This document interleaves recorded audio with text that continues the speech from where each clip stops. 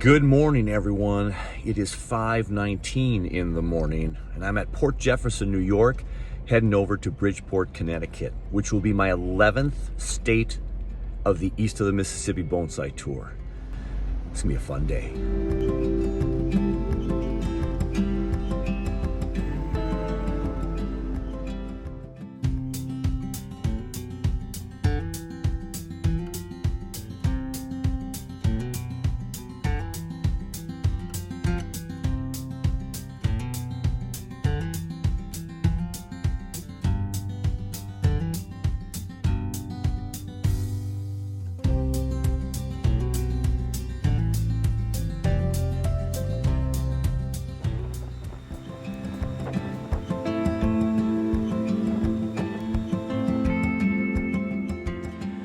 Okay, we're on day 7 of the bonsai trip across America, well, the east side of the Mississippi. And so I just arrived at Bonsai West, which maybe one of these fellows told me to come here because, well, you just have to see for yourself. Let's get these guys introduced. We are in Littleton, Massachusetts, Bonsai West. And why are we here? Let's start over here. I'm Nate. Hi, Nate. How you doing? All right. So you've been here before? Yep. How many times? Yeah. Dozens. Dozens of times. Yep. So why should someone come here? A lot of beautiful trees. And a lot of good education. That's right, classes. You were talking about earlier. Introduce yourself. My name's Sean. I live 10 minutes from here, and this is my heaven. 1,800 miles, 10 minutes 10 away. minutes. There's something wrong about this. Now, you talked earlier outside in the parking lot about the classes. So you guys Right. have already taken a couple classes. Talk about why you like taking Excellent classes. classes, a lot of good training, a lot of good information, a lot of new stuff I didn't know. And you mentioned that one of the highlights of these classes here is you get a choice between some trees. They don't just give you a tree. You've Depending got on the class, yeah. normally you get a choice. You get a choice of trees. Absolutely. And now he's gotten you hooked into this. Who are you? Yes, my name's Jesse. Jesse. I work with Sean here, and got me hooked on into this great experience of bonsai. Got to learn a little bit. We've taken classes here, had opportunities to learn more about just how zen this really is. You know, it's kind of relaxing. Big So words. it's great. And this place, just the trees, the selection, and the people themselves are really nice. That's awesome. You all been here, so why don't you show me where to go and where to start? No, you're pointing to him that's pointing this way. Going All that right, let's just start walking through everybody. I've gotten a lot of very interesting comments about favorite tree species on this trip. Is there a tree you all like to work on more? Is there one you kind of gravitate towards, and why do you gravitate towards that? Anyone? I like Yeah. maples, and I like junipers, and I like pines, and they do have them all here. Maples, actually, junipers, and pines. There you Up go. north here, like you, we got a lot of larch. Yeah. There's a couple large forests. Are larch hard to grow here, though? Are they okay? Yeah. Yeah. What about their dormancy? They're going dormant plenty cold? So far, yeah. Yeah. Dave Crust out of Brainerd was talking about a month or two ago when I was up in the Duluth area, talking about how he thinks a lot of the club members in Minnesota don't let the larch get cold enough. So make sure they're, not even cold frame. He said let them freeze solid and just let them go. And Dave Severson, I think, keeps a lot of his frozen as well. So how about the other two species? Tropical guy. Tropical guy. Any particular reason? Just what you're getting used to so far? Just trying to learn with them, get used to them. I'm Yeah. a person that wants to focus in on one thing, or one type of style, learn that to my best of my ability. Jack Weichel out in Michigan.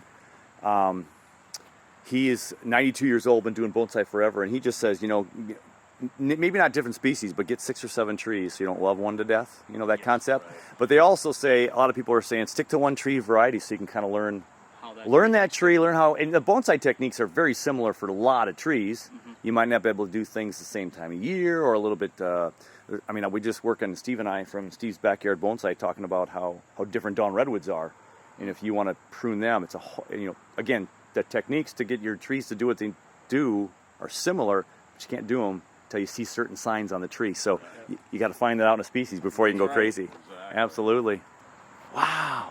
These are all in pots, and those are in nursery pots. Oh my gosh, look at that. Look at this one. A little bit thicker than anything I own right now. Oh, look at that fun little forest back there. There's a school of bonsai trees here. So there's the year-long school of bonsai. Oh. So work with the teacher for a year, once a month. Once a month for a year. Do they keep them here or do they bring them home? Keep it here they for a year. We repotted in the last class in March, and then we kept it until it was definitely warm enough to bring it home. So I had that last So year. you did that last year? Yeah. And how is your tree now? Not dead. It's doing great. He's doing all right. Yeah, that's the answer. I tell you, I've said this to almost everybody I can in the last year or two, and part of this came from Peter T. as well, who's from California, and so he really needs shade cloth. But even in Minnesota, if you don't have shade cloth, yeah, well, I mean, I think everybody needs some shade cloth, especially for their maples. Yeah, they're gonna they love sun, but oh my gosh, if we don't protect them. So my backyard faces east, so once the sun's over the house, it's shade's dashing in. Yeah. So from like 2 or 3 on, even then, the maples just got crispy edges. They're Same. not dead, but I they're get not, like 5 hours of morning sun, Yeah. and I still get the leaves burned. Yeah. Really? Yeah, what do you all think about that? I mean, the forests are nature, more natural looking. There's that, again, another argument or a this way or that way. Very formal Japanese styling and work on your tree, or the more naturalistic tree. Do you have a preference yet? Like natural. The natural. nature. Yeah, that seems to be Full more, tree, small. a little more common, it seems, of late, from people I've talked to. Yeah, I just put like, together a few forests, and I was saying it's sort of easy because it's quicker, because the trees can be smaller, but actually it's not easier. It takes work. it does, they I do threw take one work. together, and it's like, that looks kind of like a bunch of sticks in a pot. But to actually make it look nice, there's some techniques there. I've done a couple workshops with forests, and I think it's an easy start, but to really make it something, it's going to take some work. But you can leave with a forest and go, oh, this looks kind of cool. Yeah. It looks My all wife right. thinks it's only one tree. Right. Fabulous. Oh, we even got a wooden box here. You guys do any wooden boxes in your backyard yet? I love them. Yeah. Yeah. Good way to grow the trees. I know Andrew Robson really promotes the trees for deciduous, the in boxes. And Jonas And Jonas talks about it too, doesn't he? Yeah, look at that, Nabari. I think I've got 2 trees in actual pots. Do you? I have too many in pots. People often tell me that, but I have a lot of pond I think- baskets I use a lot. yeah, that's another one. Yeah, I use a lot of pond. Pond baskets are popular. I do love me a larch. I like this one right here. This Those are one. collected in Maine. These are collected in Maine. Yeah. Yeah. Oh, look at that. Yeah. Ready, huh? Twin trunk there for you. Now it says sold after we leave today. I have so many in my backyard and bonsai acres now that I shouldn't buy a single larch anymore ever, but.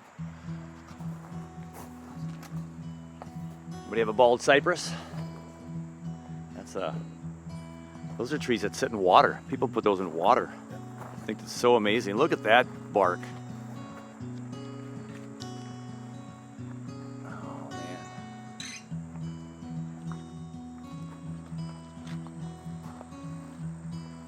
Yeah, from a distance you'd think it'd be 1 or 2 trees.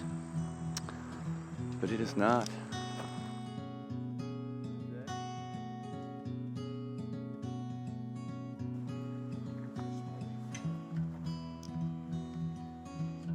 Wow.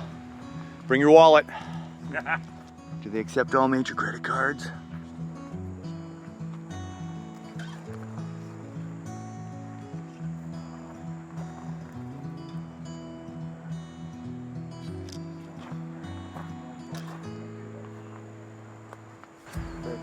Captured your eye there? There's Pretty cool. I like that a lot. Yeah. there's a red pine forest that Jonas puts in his log sometimes. Yeah. That's got some good, very old. Yeah. Very beautiful.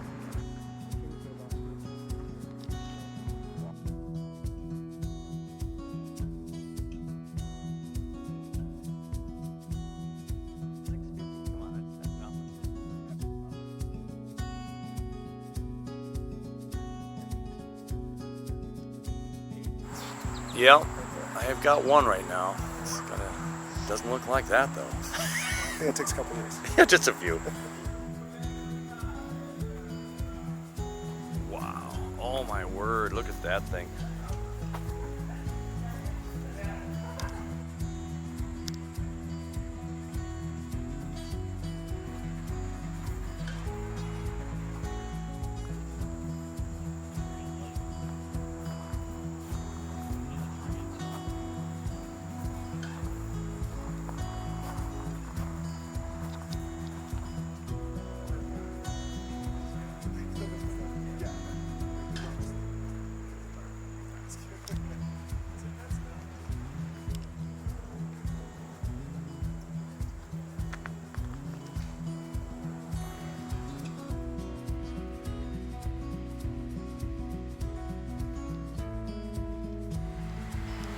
That is a stunning flare down there.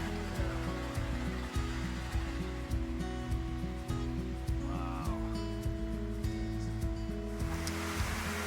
And so you said you did a workshop maybe with a port, didn't you? And would they fetch me a price someday? 3,500? Yeah, you know, a couple bucks. Oh my word.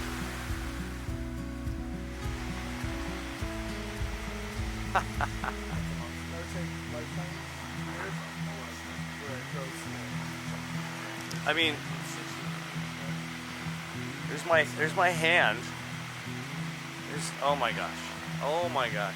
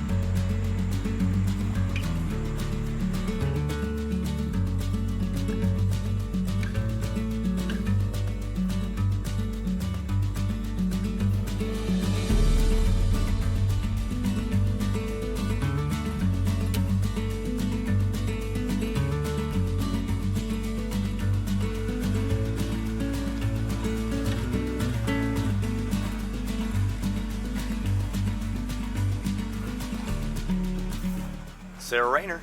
She's in my backyard and she's also here in Massachusetts. Way to go, Sarah.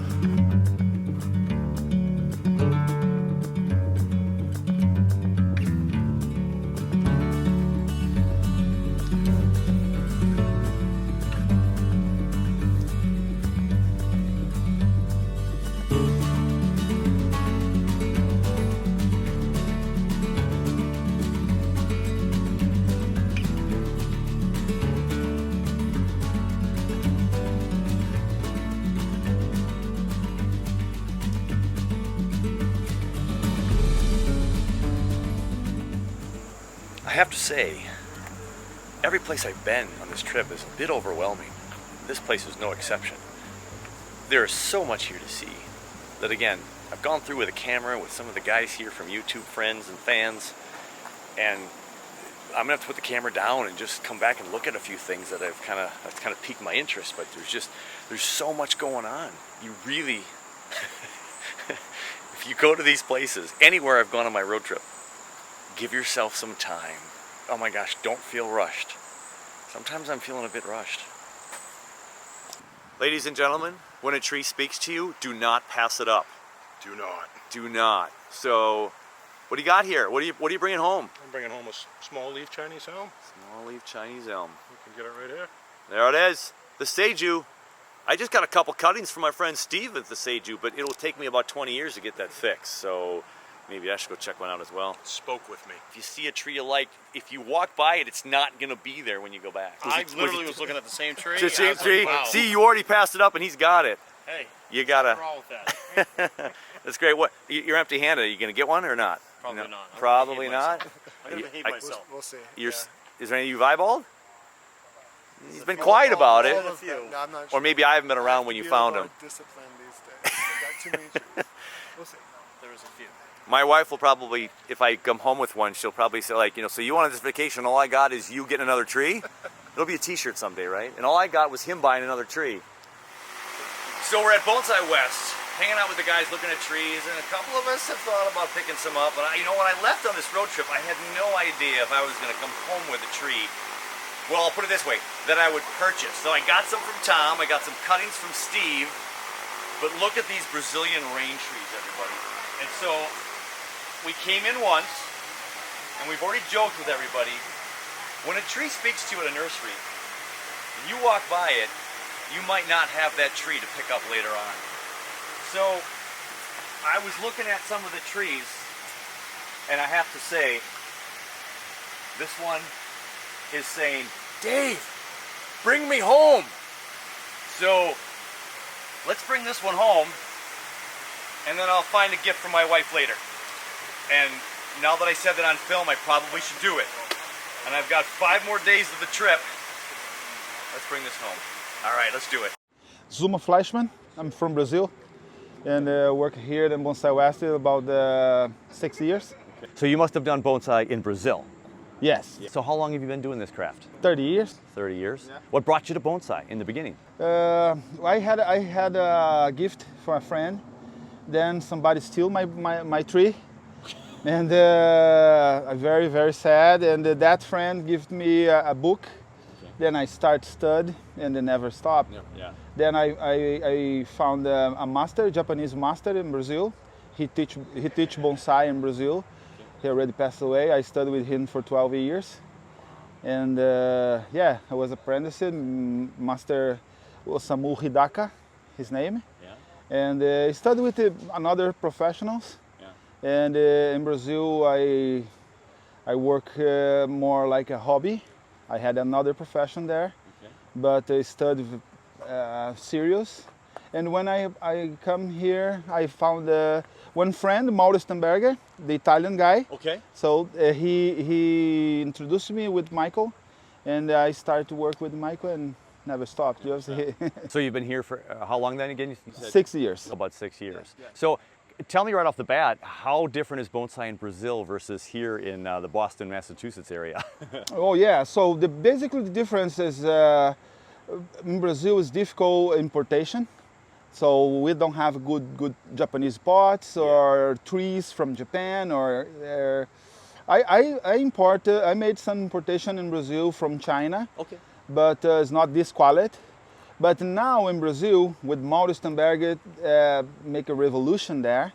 He teach people more advanced techniques, and now it's very good. I have a friend, have amazing material there. They grow material like about 20 years.